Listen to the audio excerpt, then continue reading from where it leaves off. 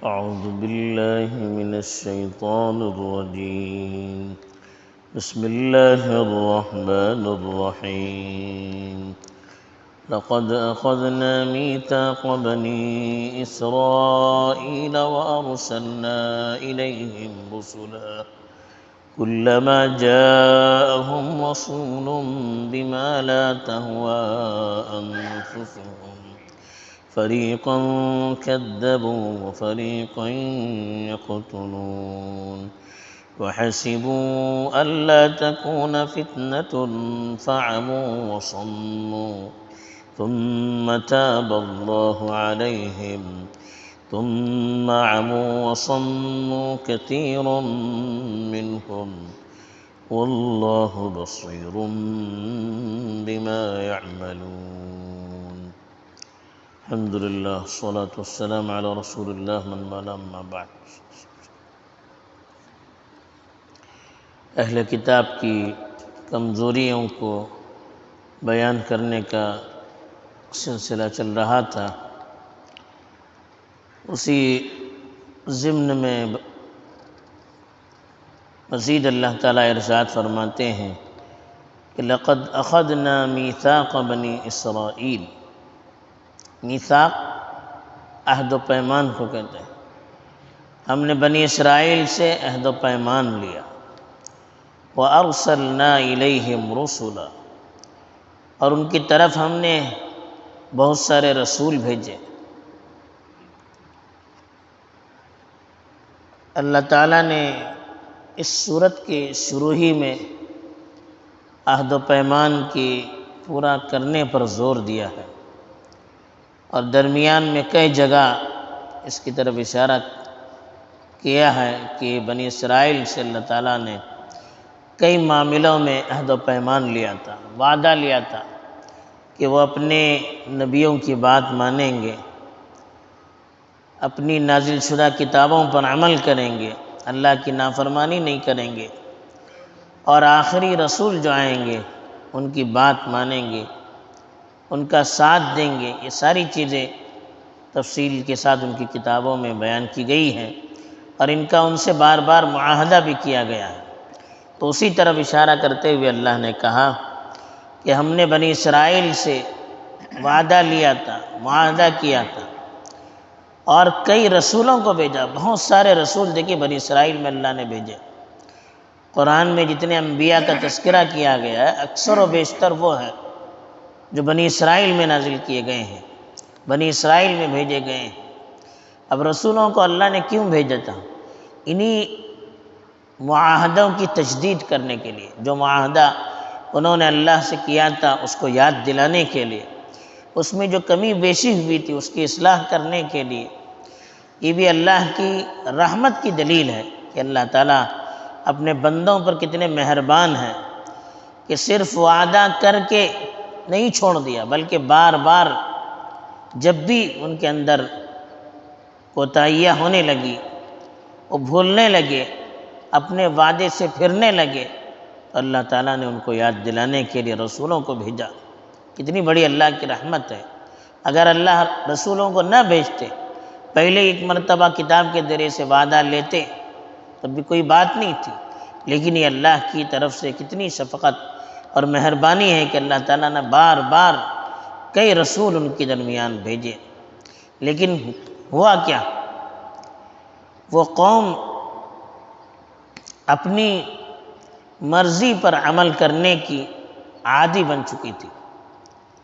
اسی لیے کہا کہ کلما جاءہم رسول بما لا تہوی انفسہم، جب جب بھی ان کے پاس کوئی رسول ایسی چیز لے کر آیا جو ان کے نفس کو پسند نہ تھی، تو کیا ہوا؟ فریقا کذبوا، ایک فریق کو تو انہوں نے جھٹلا دیا، وفریقا یقتلون، اور ایک فریق کو وہ قتل کر رہے تھے.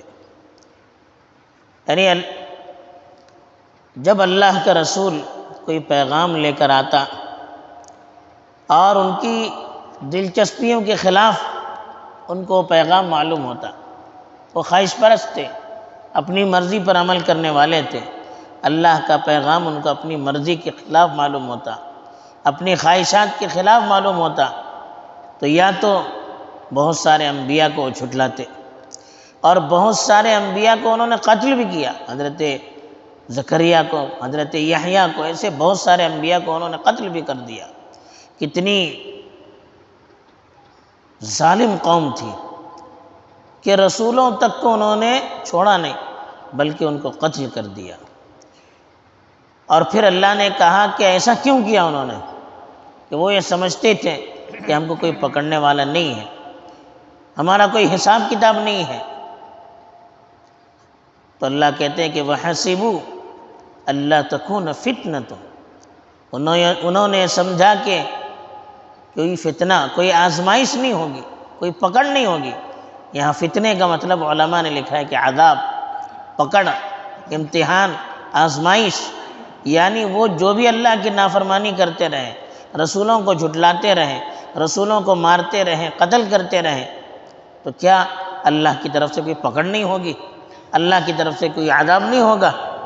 تو انہوں نے یہ سمجھ رکھا تھا کہ کوئی عذاب نہیں ہوگا، کوئی پکڑ نہیں ہوگی، اس لیے فَعَمُوا، وہ اندھے بن گئے، یعنی اللہ کی نشانیوں کو دیکھ کر بھی اندھیکا کر دیا، اس سے متاثر نہیں ہوئے، اس سے سبق نہیں لیا، وہ صَمُّوا، بہرے بن گئے، کچھ سن کر بھی کوئی اثر نہیں ہوتا تھا، اللہ کی باتیں سن کر، رسولوں کی باتیں سن کر ان کے دل پر کوئی اثر نہیں ہوتا تھا، اس لیے کہ جو سننا نہیں چاہے ان کو کتنا بھی سنایا جائے کوئی فائدہ نہیں ہے۔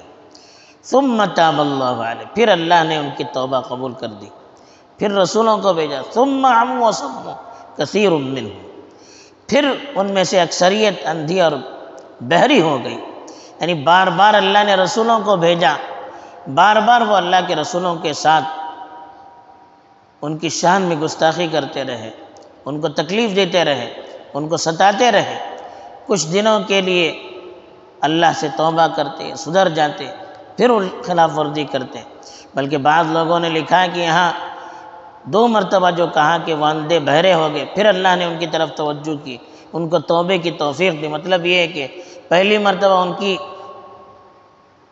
نافرمانیوں کی وجہ سے، گستاخیوں کی وجہ سے بخت نصر کو اللہ نے ان پر مسلط کیا، جس نے ان کو پوری طرح تاراج کر دیا، پھر ایرانیوں کو اللہ نے مسلط کر دیا، پھر ان کو تاراج کیا، ایسے کئی مرتبہ ان کی بستیاں تباہ کر دی گئی، پھر اللہ نے توبے کی توفیق دی، پھر کچھ مدت کے لیے وہ لوگ اپنے توبے پر جمے رہے، پھر اللہ کی نافرمانی کی، پھر ظالم بادشاہوں کو اللہ نے مسلط کیا۔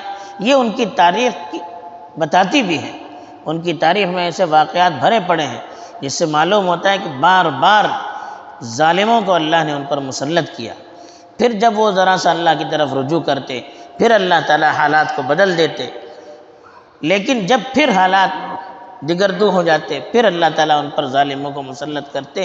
یہ سلسلہ چلتا رہا۔ اللہ بصیر بما یعملون، اللہ فرماتے ہیں یہ سب کیوں ہوتا ہے؟ اللہ تعالیٰ ان کے اعمال سے پوری طرح واقف ہے، ایک ایک چیز اس کو معلوم ہے، کس وقت کیا کرنا چاہیے یہ اس کو معلوم ہے۔ بہرحال یہ اللہ تعالیٰ نے بنی اسرائیل کی سرشت بتائی کہ بار بار اللہ نے ان کے پاس رسول بھیجا، لیکن وہ اپنی مرضی پر عمل کرنے والے تھے، اپنی مرضی کے خلاف ہوتا تو ماننے کے لیے تیار نہیں تھے۔ تو یہ چیز جو انسان اپنی مرضی کا مالک ہو جائے تو پھر وہ کسی چیز کی پرواہ نہیں کرتا، رسولوں تک کو انہوں نے قتل کیا۔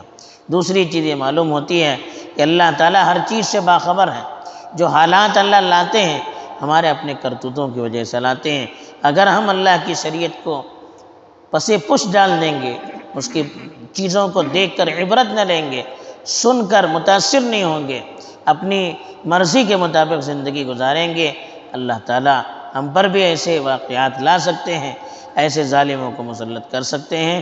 اللہ تعالیٰ ہمیں توفیق دے کہ ہم اس کی باتوں کو سمجھیں اور اپنی زندگی میں اس کو لانے کی کوشش کریں۔ آمین وآخر دعوانا الحمدللہ۔